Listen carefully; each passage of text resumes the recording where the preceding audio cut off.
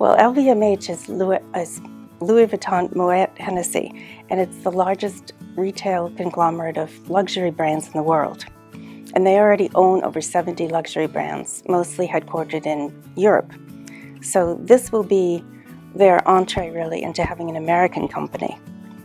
And they really haven't had American companies. They've had one or two, but nothing really big. So this one will really give them a big presence in the American market as well. They're becoming more common, but no one is nearly as large as they are. The second largest would be Kering, which owns the brand that probably everybody would know is Gucci. They own Gucci. And then Richemont, which is another French company, owns a lot of the luxury jewelry and watch companies, including Cartier. So Tiffany will be a nice addition to LVMH because it will give them a really strong presence in the hard jewelry market. I think it will a little bit. It's not for sure, obviously, but it's very likely they may close some underperforming stores, particularly in American malls that aren't doing that well, and put more of the money into the higher end, opening more higher end stores rather than supporting the ones that are a little bit questionable. But one of the things that's really hit Tiffany quite hard in the last couple of years is the Chinese have not been buying as much here as they had been. And they were very dependent upon tourists coming into Fifth Avenue especially. And with the trade war and with the exchange rates, the Chinese have been kind of staying away from the United States and New York, and it's hit Tiffany. So I think one of the things that LVMH will do is put more emphasis on the Chinese market in China.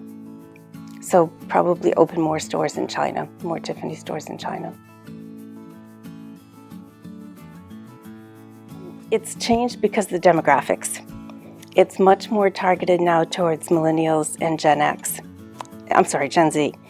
And they're obviously a much younger market. The baby boomers were the market for luxury for years. Now there's starting to be more emphasis on the younger market, and their buying habits are different. What they're looking for is different, and certainly a big part of it is social media, that there's much more of a social media presence. And one of the things that Tiffany has done recently that really plays into this is they've opened 3 blue box stores, blue box restaurants, one in New York in their store, one in Shanghai, and one in Hong Kong. And these are little, not very big, but little blue box restaurants where people can go and have breakfast and lunch.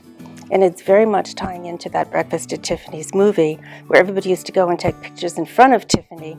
Now they can go to the restaurant and have a ridiculously overpriced breakfast and take pictures there. But it's set up so that it's very Instagrammable, which is important to the younger market. I think just the emphasis on the Chinese market, how important the Chinese market is. Right now, the Chinese market represents about 35% of luxury purchases.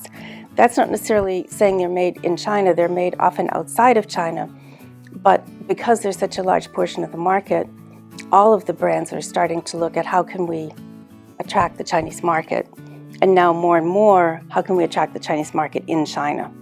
And the other thing that's going on right at the moment that's impacting everyone is the protests in Hong Kong. And bad timing for Tiffany, they just opened their largest store in Hong Kong. And the timing of it is not very good for them. But hopefully this will end at some point.